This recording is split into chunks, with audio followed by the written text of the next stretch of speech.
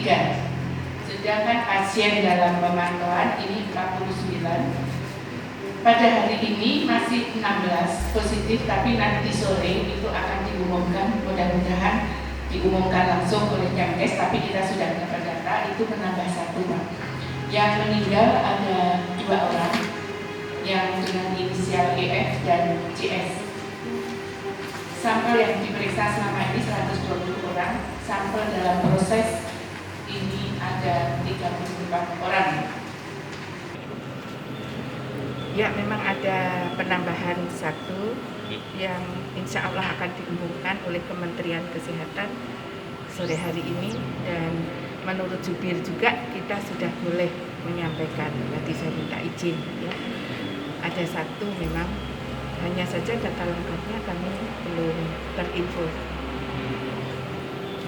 Pasien positif yang merupakan transmisi lokal, jadi dari daerah itu sendiri, bukan karena yang bersangkutan misalnya dari Jakarta atau dari daerah lain yang memang terjangkit, jadi betul-betul dari daerah tersebut, jadi sudah termasuk zona merah.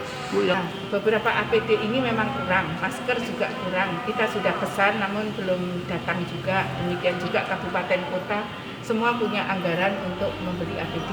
Hanya saja sekarang APD ini merupakan hal yang langka, bukan tidak ada, langka ya, jadi cukup lama waktunya, sedangkan kita kan waktu ini berjalan terus ya, dan kita bisa sewaktu-waktu membutuhkan, tentu harus segera dipenuhi. Namun kan sudah dijelaskan kalau untuk masker, kita untuk masyarakat bisa saja berinovasi dengan membuat sendiri 3 lapis atau dalamnya diisi dengan tisu supaya tidak, nah sehingga ini ada kelas-kelasnya, sehingga kita tidak perlu terlalu bermasalah dengan kelangkaan ini, kita harus berusaha mengatasi. Kemudian juga kita bisa menambah dengan face shield. Face shield itu cukup melindungi kita dari droplet orang lain. Jadi di sini perlu saya sampaikan, mari kita ikuti anjuran pemerintah untuk semuanya memakai masker, tidak hanya yang sakit. Sebab dengan pakai masker kita melindungi diri sendiri, melindungi keluarga kita, juga melindungi orang lain. Inilah satu-satunya cara kita mengupayakan wilayah kita ini jangan sampai terjadi penyebaran COVID yang melonjak ya, kita jaga betul.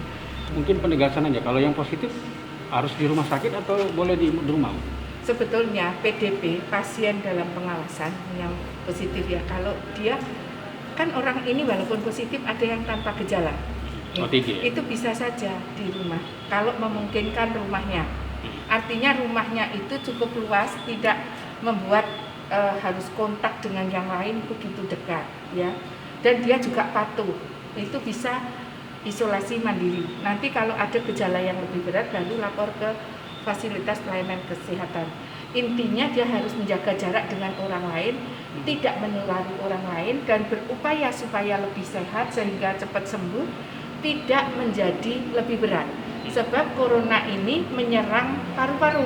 Kalau sudah berat, tambah berat, pernapasan yang terkena. Nah kalau sudah kena pernapasan ke arah berat, tentu harus ke rumah sakit karena memerlukan bantuan pernapasan seperti ventilator.